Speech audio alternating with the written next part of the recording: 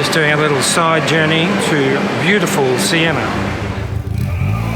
Welcome to our design suite. Great things about staying is everybody goes home in the afternoon, back to Florence. I'm so sorry I used your last piece of bread to clean my plate. I could be eating all that. There's something magical about travelling in the early hours.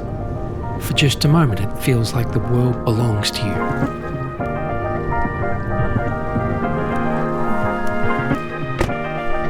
Thank you, grazie. See you next time. Bye. Good morning, travellers. Welcome back to Naples. We're catching a train to Siena.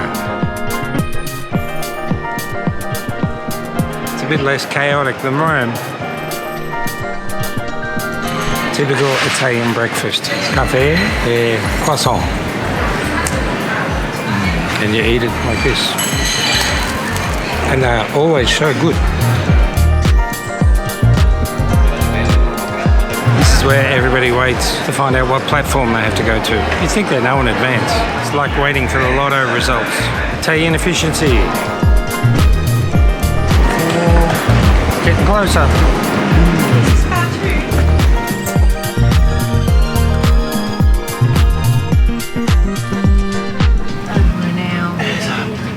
Stage of the journey. Oh, here we go.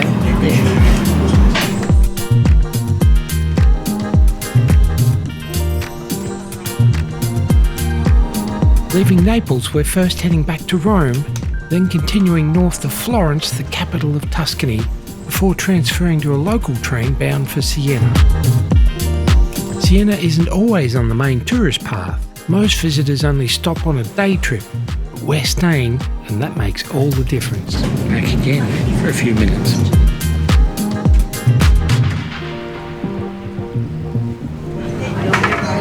Off again. Next stop, Firenze, Santa Maria Novella. We're only 20 minutes late.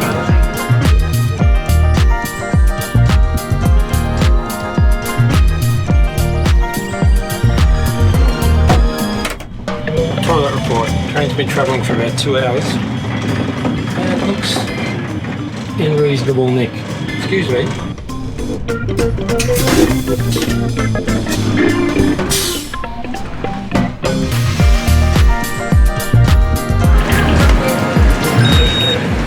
That's it.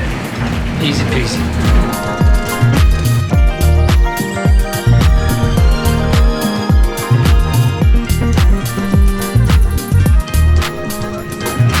Toilet report. I give it a 7 out of 10.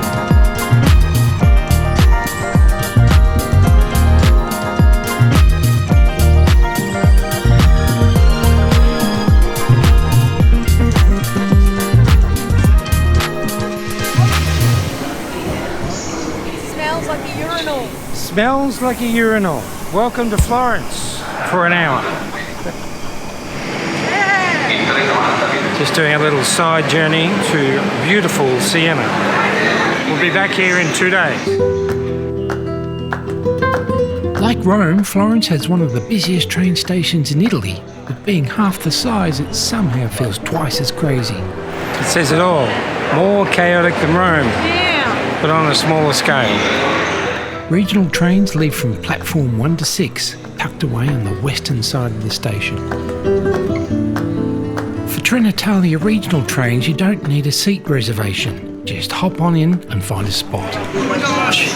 Unlike Naples Circumvesuviana, this train is modern, clean, quiet, comfortable and air-conditioned.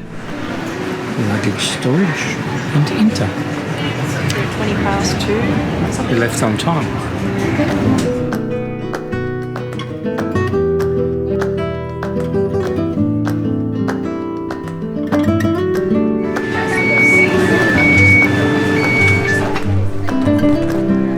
Siena is a classic Italian hilltop town with the train station at the bottom and the old city way up on top. After what feels like an endless series of escalators, we finally arrive at Antiporto di Camoglia.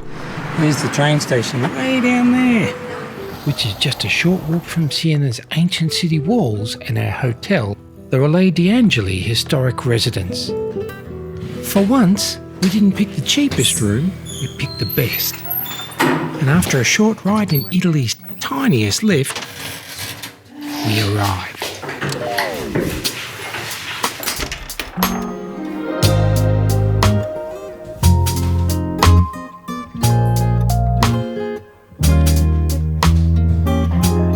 Welcome to our design suite in Siena. We've got this beautiful big lounge area. With a smart TV. Through here to a very luxe bathroom. His and hers vanities. It's all marble. Entry robes and slippers. Through here to our bedroom.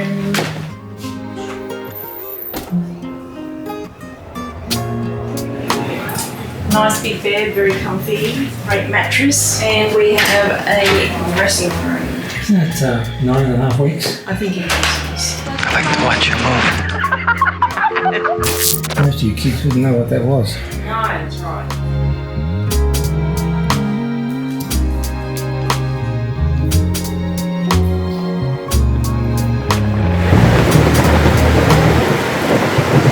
Are you having a wonderful evening? I'm dry.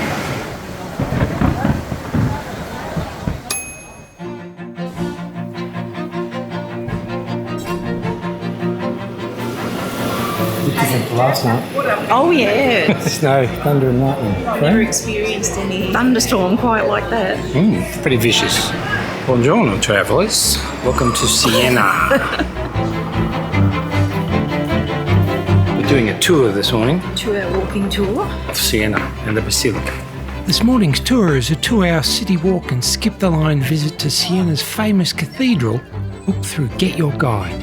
We're meeting our tour at the Basilica Cateriniana, a 12th century Gothic church dedicated to St. Catherine of Siena.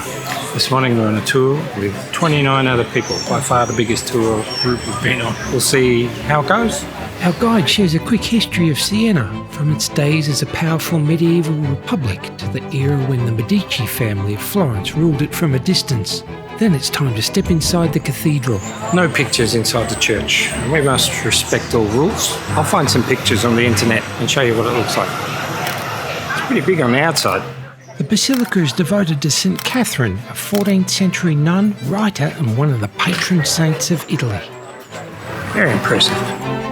Siena is all about history.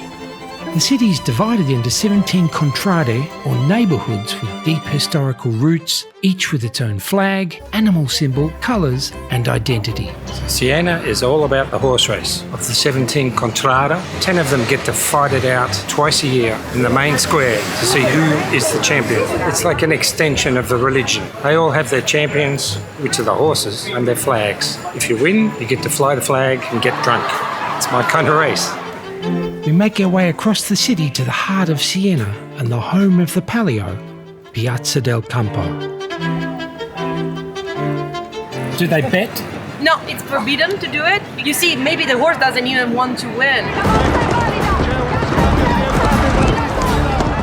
It's hard to believe every July and August it's transformed into an insane medieval racetrack. We leave the Campo behind and climb through Siena's winding streets toward the cathedral, a masterpiece of black and white marble and one of Italy's most iconic churches. You always think you have a big group until you see the other group. It's breathtaking, isn't it? Beautiful sculpture by Michelangelo. Siena's 13th century Duomo is a Gothic masterpiece. Striped marble, towering columns and art from Donatello, Bernini and even Michelangelo.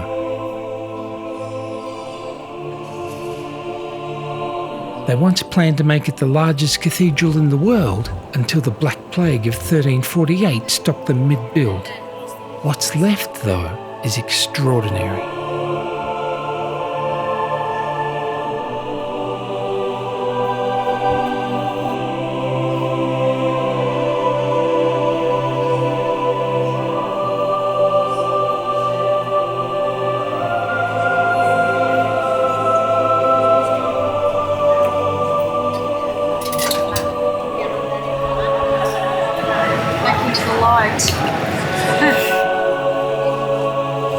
Still working on the cathedral. The Great Height. That was really good. I enjoyed that tour, Yeah. even though there was a lot of people on it. She kept it well paced, and I think everybody felt included. Yeah, it was really good.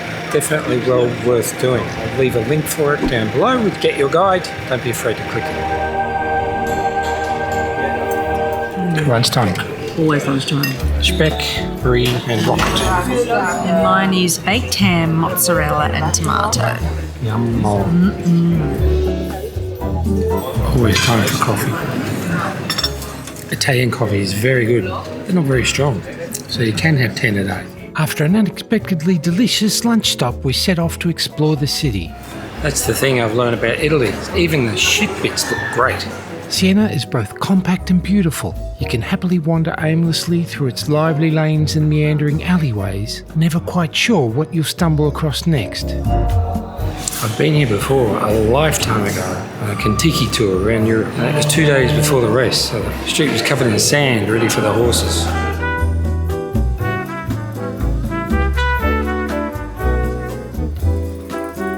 Can't forget that not only are these streets packed with tourists, they're also still Streets. cars, and buses. Here comes the bus. Timeless travel classics. Don't want this one, do you? It's a death in Tuscany. You don't need to buy a book. You can just watch this video. As the Tuscan sun begins to set, the crowds of day trippers start to thin, leaving behind just the locals and the lucky few like us who get to stay in this incredible setting. We set off into the evening in search of dinner.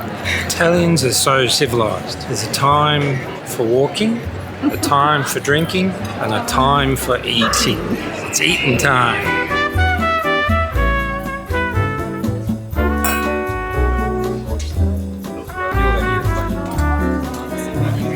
Ossobuco.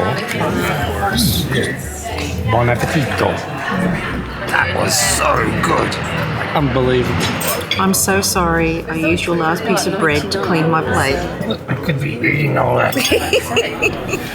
It does. The nice sweet tang of the berries on top.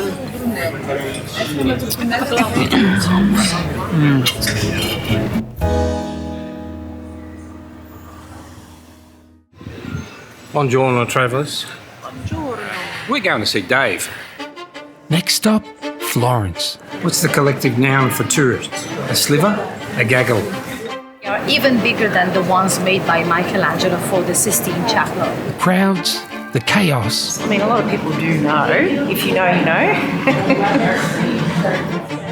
You've got a week to explore it all. Why all these people are doing Tai Chi? It's beautiful. It's intense. It's Florence.